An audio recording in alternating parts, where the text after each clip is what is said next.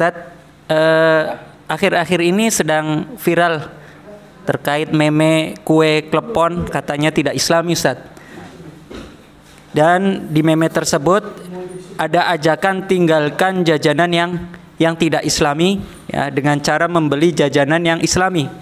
Dan menurut meme tersebut aneka kurma ya, yang dimaksud jajanan Islam itu yang kurma yang tersedia di toko syariah kami ya, yang di mana meme tersebut mencantumkan nama Abu Ikhwan Aziz.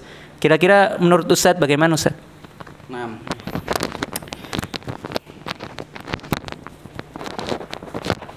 Bismillah, Alhamdulillah, wassalatu wassalamu ala rasulillah, amma ba'd.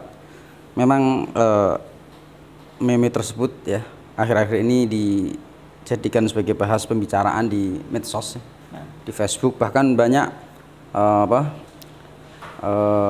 berita-berita nasional ya, baik di website, di YouTube itu banyak dimuat. Sebenarnya kita sebagai seorang muslim memang kalau cuek-cuek saja juga kurang tepat, kemudian serius amat juga kurang tepat. Maksudnya ya kita butuh sikap terkait masalah itu ya, masalah klepon Islami. Setelah searching, saya lihat-lihat baik pemberitaan-pemberitaan di media-media yang sudah skala nasional pun dia belum mengetahui sebenarnya meme tersebut itu siapa sebenarnya yang mengupload dan yang membuat. Bahkan ada sebagian teman saya mencoba menelusuri di IG-nya, itu juga fiktif, baru dibuat sebenarnya, dimuat seperti itu. Namun yang ingin saya tekankan bahwa hal yang semacam ini bukan masalah kleponnya atau tidak kleponnya, tapi kalau sudah berurusan dan menyinggung masalah Islam, itu kita sebagai seorang muslim juga merasa terpanggil untuk memberikan komentar sebenarnya. Bahkan saya dapati ya, di situ ada kerugian juga khususnya terhadap umat muslim. Karena saya dapati di berita juga bahwa salah satu tokoh yang biasa nyinyir ya, biasa menistakan Islam, menistakan para santri, itu juga ikut-ikutan mengupload dengan tujuan nyinyir gitu kan. Seperti itu. Kalau memang seandainya betul yang orang membuat klepon itu tidak Islami misalnya, sebenarnya ini saya katakan berlebihan, itu siapapun dia ya.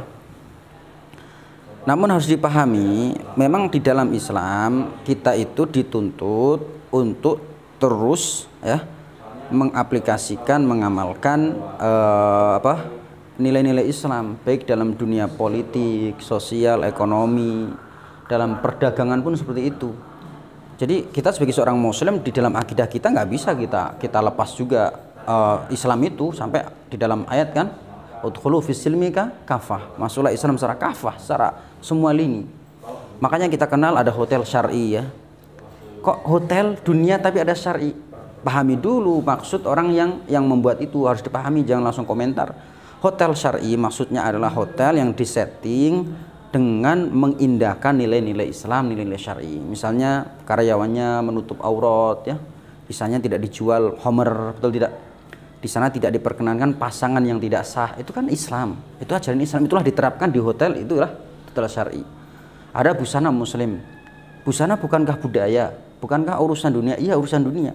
Tapi kita juga diajarkan di dalam Islam ini aturan mainnya di dalam berbusana. Kayak misalnya wanita itu kan nggak boleh melepas jilbabnya kan ya.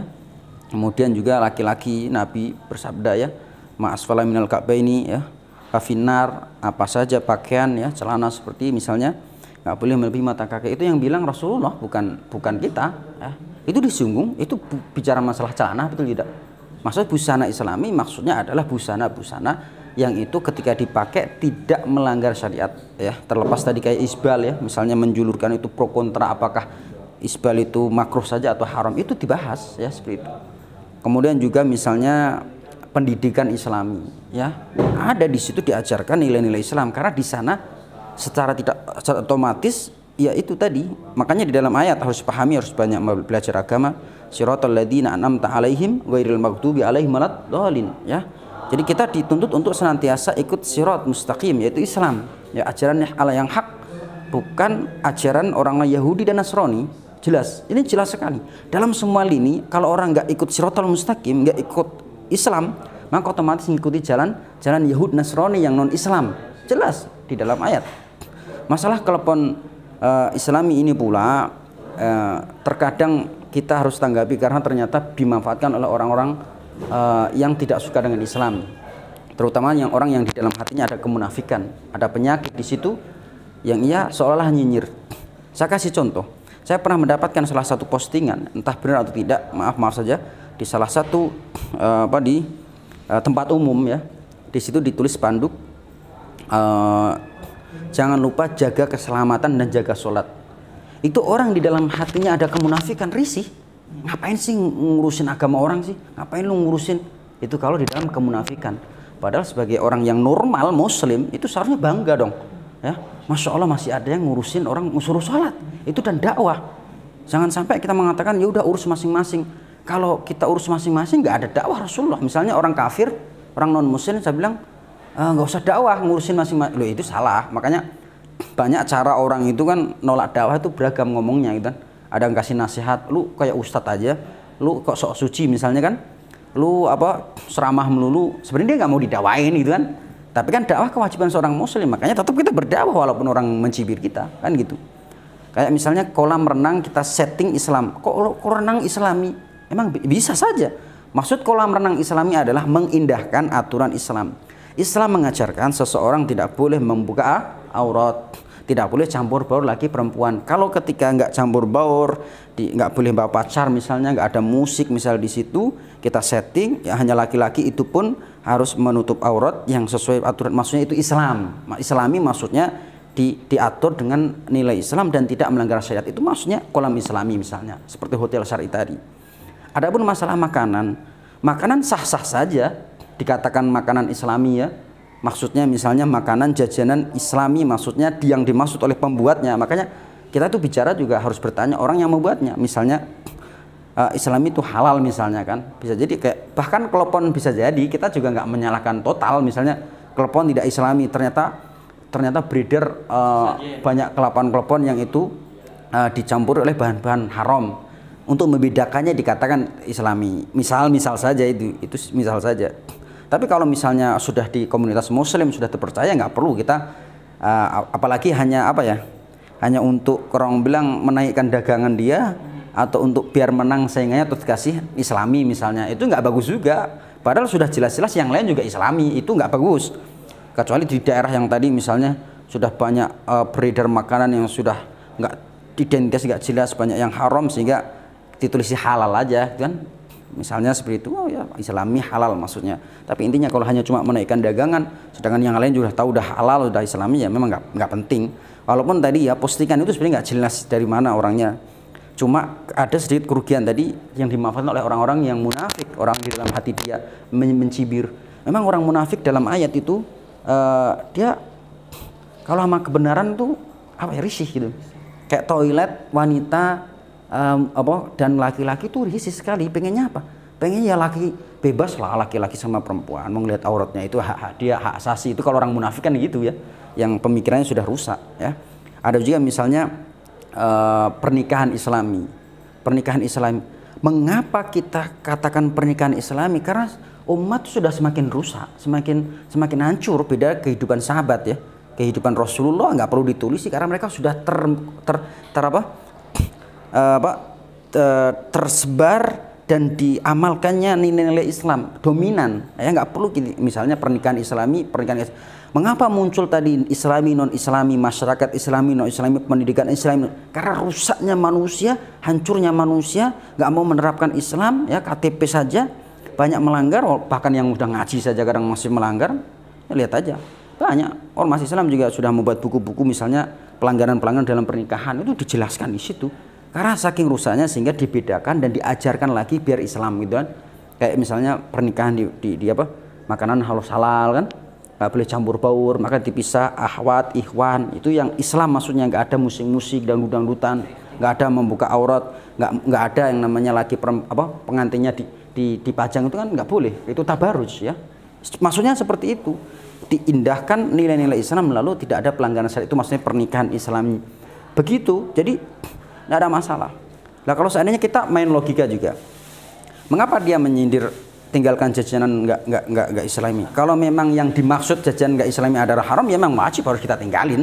Kalau memang nggak Islami maksudnya adalah haram, ya harus, ya seperti itu.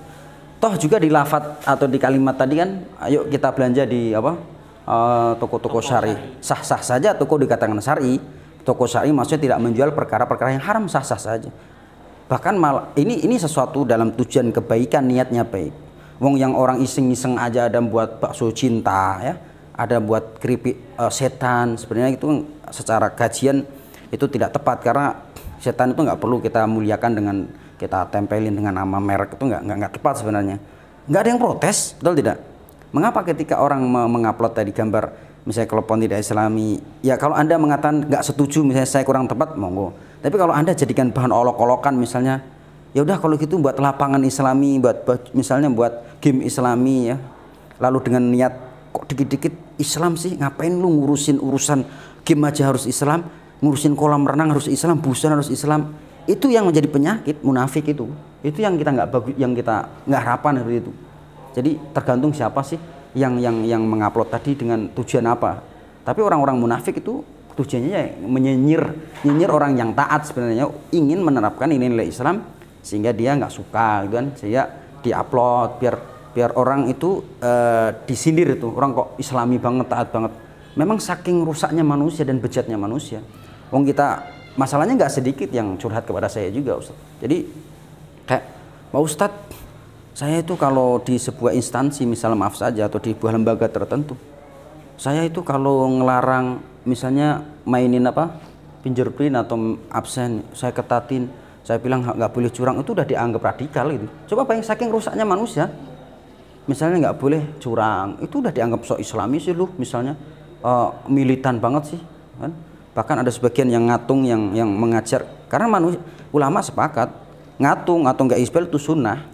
Tapi yang diperbedakan apakah saat melepas saat menjulurkan itu hanya makruh atau haram, itu ulama beda berapa. Tapi ulama sepakat bahwa di atas materinya adalah sunnah Rasul. Kita buka di Syarah Muslim, di Riyadhus Shalihin sudah ada hadisnya banyak seperti itu. Jadi memang manusia itu sudah terjebak dan terkena virus, ya. Kadang ikut latah. Saya lihat juga anak-anak yang mungkin KTP-nya Islam ikut latah masalah kelompok Islami tadi, malah nyinyir orang-orang yang taat.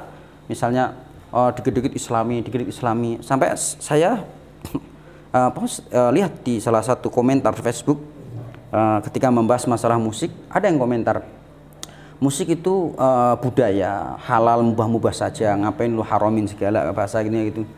Anda ada yang bodoh. Kalau antum buka ya, misalnya Anda sekalian yang menonton ini, buka di seluruh kitab para ulama, apalagi terutama Syafi'iyah, itu membahas alat-alat musik. Hukumnya bagaimana? Memang ada hadisnya, Bukhari misalnya, seperti itu, ya. Ada dibahas. Jadi alat musik bukan hanya sekedar budaya dan budaya. Anda aja kurang banyak piknik membaca kitab para ulama, membacanya komik, nontonnya TV, buka aurat, gimana tahu kan? Seperti itu. Kita nasihati. Maka maulah dinasihati, diawai maulah. Masalah Anda dalam ini harus dibuang nih rasa-rasa kemunafikan, banyak maksiat dan dosa itu kan, sehingga susah dinasihati karena ada nuktoh hitam itu. Ya mudah-mudahan bermanfaat. Ini singkat dari saya, hanya tanggapan saja. Mudah-mudahan Allah hindarkan dari ikut-ikutan latah menyinyir orang-orang yang taat, ingin menerapkan hal-hal yang Islami. Tapi sebagai seorang yang taat pun jangan berlebihan.